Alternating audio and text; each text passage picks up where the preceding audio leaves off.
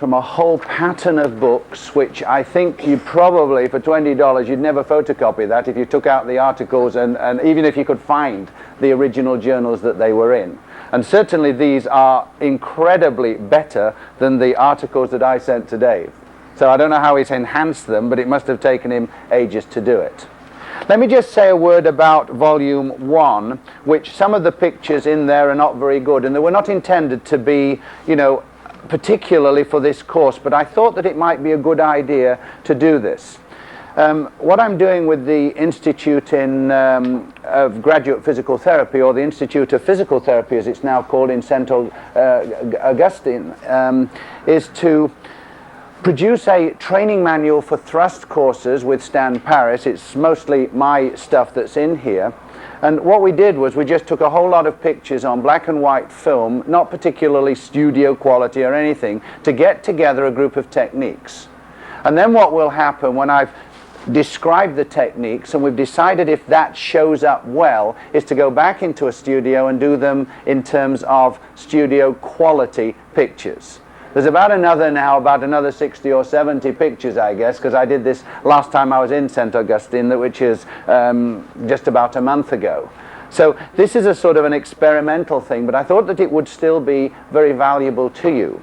Now, augmenting these pictures, however, is a group of pictures at the end of the number 2 manual, which is taken from a German group of doctors, and these are line diagrams. This is in section number J.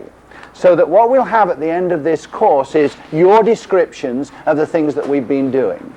So I think you'll find that overall you'll have a whole lot of technique. Now, in book 1, as well as having spinal technique, because we tried to put all the thrust things together, you'll also have a number of thrust techniques to peripheral joints, the ones that are particularly good, and then probably about 50 of them, which have certain values at certain times.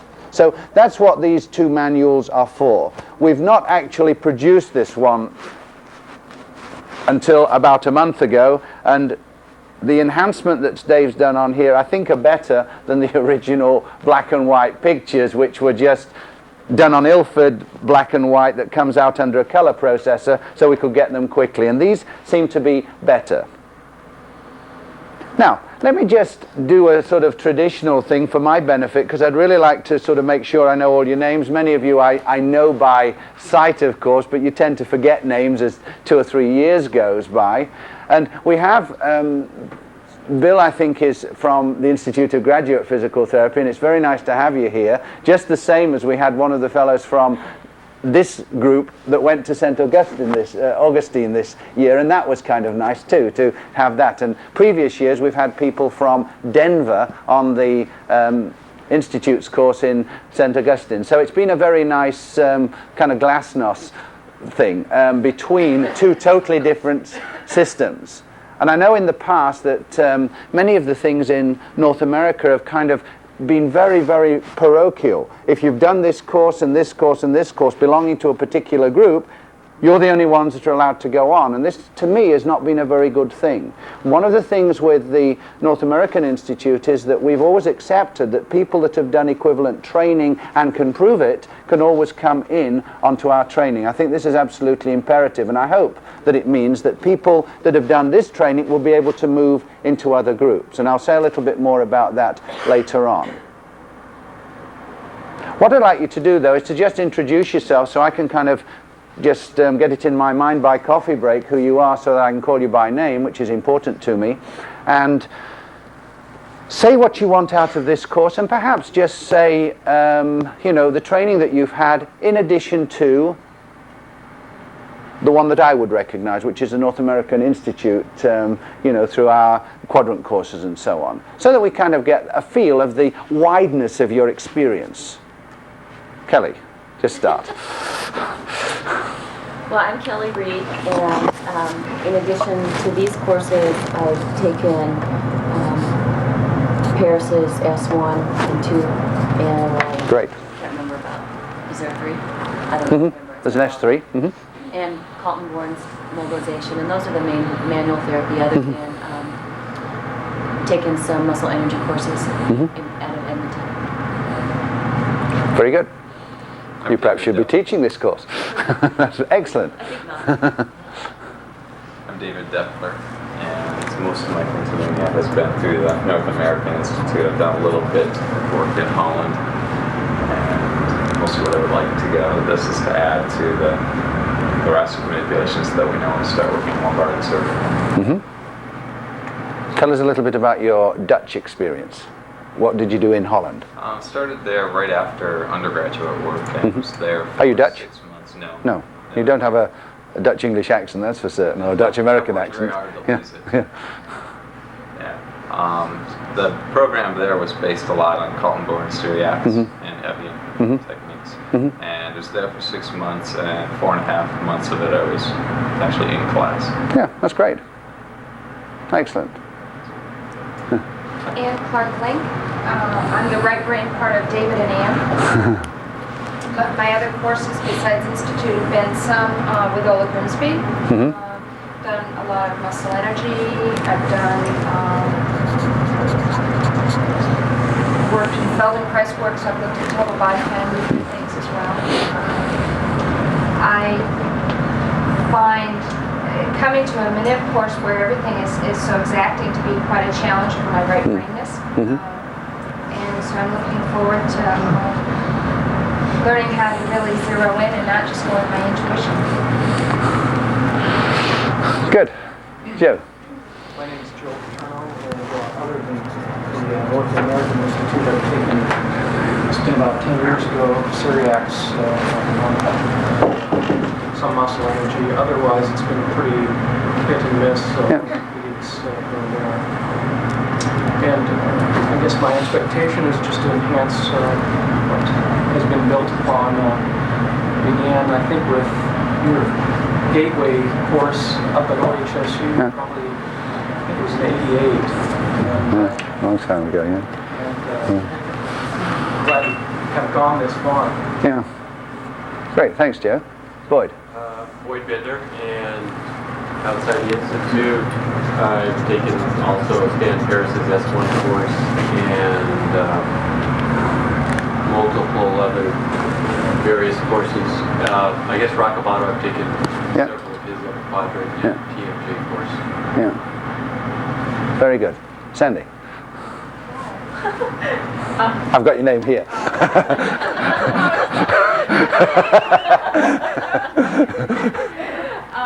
Most of my coursework in manipulation has been through the Institute and the early stuff in the Canadian system, and some muscle energy courses, and then things just outside the realm of mobilization and manipulation. And, What are those things? well, Traeger. Yeah. I'm not sure if you're Yeah. the Traeger training. I use PNF Yeah. a lot. Okay. Work in PNF. And soft tissue postural correction. So, and I just want to see what there is. So Yeah, that's great. I'm a little bit more familiar with the manipulation, the hips, the mobilization. Yeah, that's great. Clay? I've taken the manipulation courses and the mobilization courses from the North American group. I've taken some Paris. I've taken Ola Grimsby. My concerns about this course is, as always, palpation skills and feeling exactly what I'm trying to feel. Yeah. And I take a lot of courses, but it's like anything else. It takes a lot of practice. That's my concern. Yeah. Great. Thanks, Clay. Suzanne? I've had basic Canadian courses and some Ola Grimsby and some Raxmere muscle energy and some standing grips. And I practice now I'm 50% hands, so whenever I can, I try to treat spines and other extremities, so I can practice some of the things that I'm learning. Okay, thanks, Suzanne. Bill? Beyond the North American courses, I've done some studying with the Lindsay approach. Manipulation course with ACE. Yeah. And I've done some vertical peripheral. Great. Thank you. Bill? I guess I've kind of had an eclectic experience. Stan Paris, Lauren Rex, Michigan. That's through the osteopathic thing with Greenman, is it? And then I was a military physical therapist for many years, and so I worked with a lot of osteopaths. Did a lot of high velocity stuff. When I came to Washington, they kind of changed the laws on me midstream, and so one of the things I'm trying to get back here is just to kind of loosen my hands up again so they don't turn to stone. And maybe learn some new techniques and refine the ones that I already have. Great. Thanks, Bill. Don? My first exposure to mobilizations was the Gateway course. Yeah? I've taken the S1, S3 muscle energy course. I guess my concerns is when our safety and when to Yeah, great. Alex? Yes. Let's see, I've had a lot of classes, a lot of other people here have had also the Ola Grimsby, the Robert Otto, Yeah. the Harris Institute, Yeah. that sort of thing. Early in my outpatient years of practice, I learned manipulation from a big Swedish guy. Yeah? And it's actually quite frightening now to think that we were doing those sorts of things and not really knowing what we were doing. And so We've all gone through that experience. so luckily nothing drastic went wrong, but so I'm hoping to become very specific Yeah. and very careful about Yeah. what I do. And in fact, I got away from that aspect completely. So Yeah. after I learned what I could have done. Yeah. No. Okay. Thanks, Alexa. Ralph? My name is Ralph Simpson, and most of my training is still in I did a lot of training in athletic rehabilitation prior to medical training. And to tell you the truth, I can't even really quite remember how I used to practice before I started the training. It's been a big change for me. Yeah. Just in specificity and techniques and extremities as well as the spine. And it's been a goal of mine for several years to get to eventually to the point where I would learn to manipulate with some specificity. I'm anxiously waiting. Yeah. Very good. I'll just say one or two things, but I'd like to just introduce, well, not introduce, but to just start by saying how delighted I am to have Anne associated with me and also have Chris Schmidt associated with me. This should be luxury for you. The last course I taught down in St. Augustine, I taught the whole thing myself and we had 20 odd on the course, and so here you're going to have almost personal supervision. Now there's a downside of this too, because it means the pressure on you is going to be a bit higher because you're going to have an instructor there all the time.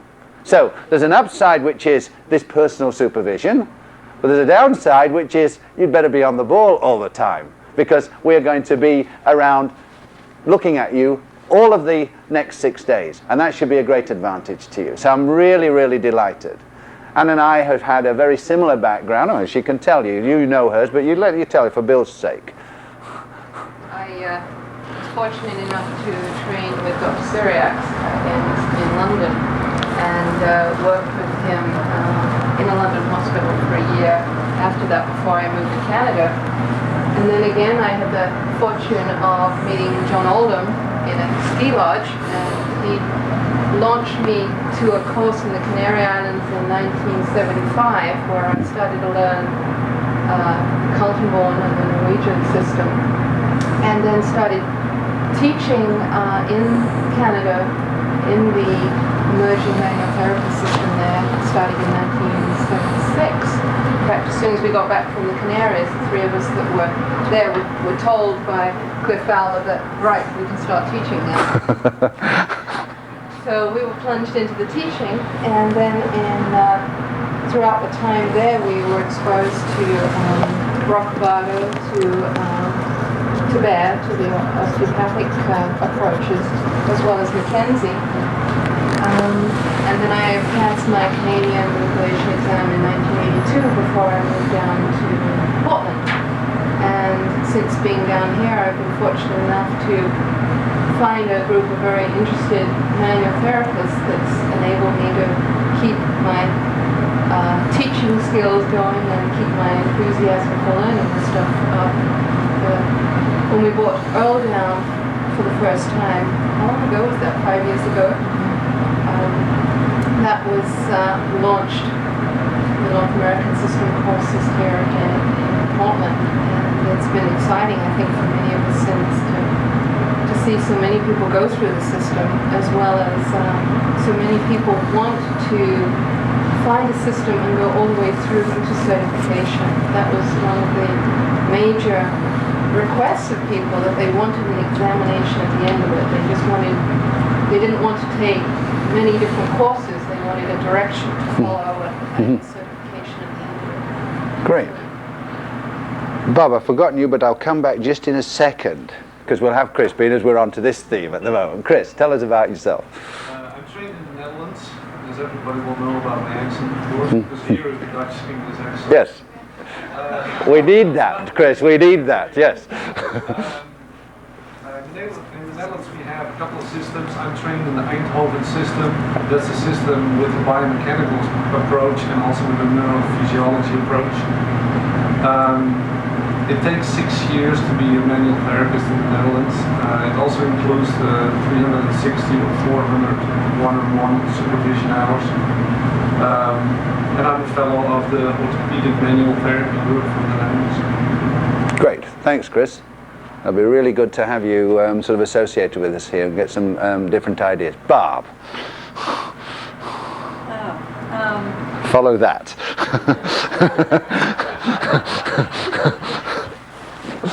I've been studying manual therapy since '77. I started with a long course with Heikki Rivaldo from LA, and started with some Stanley Paris. But since then I've studied Braccabato, Eldenborn, Kenzie, of course the whole Canadian system until this level. It's a long list. And I have been mostly, I've used manual therapy a lot. I have not had, my first formal manipulation class was with Diane Lee. Good. And I'm hoping to really perfect my locking skills, move on. Great. Excellent. Thank you. Perhaps I should just say a little bit about mine, because all of you have shared this. And just very briefly, I feel quite privileged actually in my professional career to have been associated with some of the people now that are dead, like John McConnell Manel, Dr. Syriacs, to have been associated with people like Jeff Maitland and Freddie Kaltenborn, who still are now retired from full-time clinical practice but still teaching and doing some clinical work, for being very influenced by people like Olaf Evjenth, and also to being in a group in Canada particularly where I have been challenged by people that you know, Cliff Fowler and Earl Petman and Jim Meadows and Diane Lee and a whole group of people, Wendy Aspinall, in Canada, that we've been kind of very privileged to meet together, I think, and to being able to enhance our own careers. So looking at this now, I'm on the sort of top end of the group now that are still sort of continuing from the previous group. Those guys, some of them have, and women, have retired. People like Jennifer Hickling, who nobody here has probably even heard about. But she was one of Dr. Syriacs' physical therapists. Like Anne was saying, you've heard of the movie The Pride of Miss Jean Brodie, where she used to sort of talk about the creme de la creme, her girls. Anne is one of Dr. Syriacs' girls, and he was so proud of the therapists, they were all women, that he trained. There was one man there, Freddie Priestner, who nobody once again has heard, who was a wonderful proponent of the Syriacs method of manipulative medicine. So there's been a lot of people. Now, why do I like doing this course? Let me just talk about that. You just think about what everybody said here, okay? All of the courses, all of the searching for you to get better. Now, not one of you will get 1 cent more for your treatments than a therapist that has just come out of school. There are not many professions that are like this, that are so backward thinking and so unappreciated. So why are you continuing to go looking for enhancement of your own skills? It's got to be something within you that you want to be the best that you can be, and you want to provide for the patients that you see the best that can be provided. And that's why it's a privilege for me to come here, because you are still looking, not for a truth, because there isn't such a thing. What we're looking for here is an enhancement of a synthesis. Now, if I looked at Kelly or David or Anne, you'd probably differ a little bit from me. Not in terms of skill levels or anything like that, but in the philosophy that you have, in the way that you approach your patients. And I must say I'm getting probably to a point where I should perhaps get out of clinical practice, because I'm getting irritated by patients that don't get better. I have an interesting story. You know, what do you mean you know better? All this training that I've done, what is it, this thing? You know, and I think you get to a point. I had an awful day yesterday. It was one chronic patient after the other. They must have heard that I was going away, and it was as if it was necessary for them to come in and see me. And it got to lunchtime, and this guy came in, and I went in, and he says, I'm no better really. And so I said, well, how much time have you been in? And he said, I came in earlier in the week. So I said to him, well, how long has it been going? He said, oh, about 3 months. So I was kind of irritated, but I kind of kept my cool. And I said to him, just go over your symptoms. Well, he said, you know, I've got this pain in my leg. Oh, where is it? So he sort of described a pain down the inside of his leg. Oh, yeah, you know, this is not quite the same. So I said to him, just slip your trousers off for a second. So underneath his trousers, he had the long johns on. So I thought, oh, God, I'm going to take these long johns off. So take off your long johns. So there he is. His leg is a little swollen. He's got this quite tight band down here. So what do? Do I think, oh, geez, you know, I'm just sort of reading in things because I'm having a bad day? But I didn't. I sort of said, look, I think I'll send you back to your physician, because I was sort of suspicious of a phlebitis. He goes back to his physician, who really thinks a lot of himself, and I rang him up in the afternoon, not to sort of give my diagnosis, because I know with this guy you don't do this, you kind of put ideas in his head. Oh, I said, thanks very much for sending this guy back, he'd got a phlebitis, hadn't he? Yeah, I said, yeah. He said, well, he hadn't when I sent him over, but he had when he was sent over. I'm sure, looking back, that there was a bit of swelling at that time, and I hadn't picked it up at that time. But here we are, you know, we sort of sometimes get involved in being irritated, and it puts off our clinical acumen, or we were looking for our favorite diagnoses. That's another very, very important way of why patients get the wrong diagnosis from physicians as well. It upsets our clinical reasoning. And so, as I say, I think for me at the moment, I'm kind of reading books on philosophy and stuff and wondering, perhaps I should get out of the rat race. So somebody's got to take on the message, and it's you. Well, I'm a little irritated too. What does that mean? You've got to read more books. So here we are. So we're in a situation where I'm looking at you and I think to myself, you are a very special group of people, because you're still looking, and you look back. I mean, I once sort of started adding up how much it had cost me, and I kind of abandoned it because it was starting to worry me somewhat. And yet we're still doing this, and that means we've got to be very, very much special in terms of what we are and why we're continuing to do this, knowing full well that there are people out there making good money who've not done a single bit of training from the time that they qualified. That's horrifying to me, and we are not that kind of person. So that's why it's a privilege to be here. Now, let's just talk a little bit about you know, what's going on here and what we're going to do. And so this will be sort of a little introductory thing of half an hour. Now, what I would like to say is that today I think 6 o'clock is fine. I don't think we should have fantastically long days. 5 o'clock is maximum. I would think 4:30 might be long enough, because we've got to keep our wits about us all the time with this course. Now, it's a very interesting thing with manipulation courses, and I'm not quite sure why it is. But on the whole, you are far less sore on manipulation courses at the end of the course than you are with mobilization. And certainly the course that I was the most sore on was a course on muscle stretching. I know when I was in Germany, in Mainz, I was teaching a course, and Olaf was teaching a course on muscle stretching. And he'd got 150 people and about 15 assistants and videos of God knows what all, and there was all doing muscle stretching. And I'm, because of course, when you come to manipulation courses, because of the prerequisites, it's like a pyramid that comes like this, and then it's very, very truncated. Because people have got to have passed exams. That's another thing. You've all put yourself through the hassle of proving competency. And you're still going, trying to get better.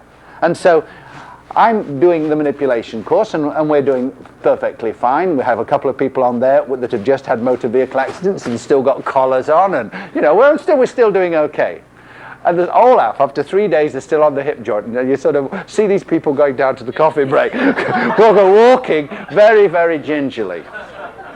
So I'm going to sort of make sure that, and particularly with Anne and Chris, that we here, that we are able to sort of get through this course without you being even sore. And that would be very good. But I would say this, that you're all very experienced. You've all got to be very much in control of yourself. And nobody is forced to have any technique done on them if they don't feel that it's absolutely appropriate. Now, we're not talking about major sort of force things. This is what we have to sort of think about for a minute. We're talking about very specific techniques done at the end of a barrier with just a tiny little impulse. So we don't have to be sort of scared about these techniques. And all of us learned, without knowing what the downside of manipulation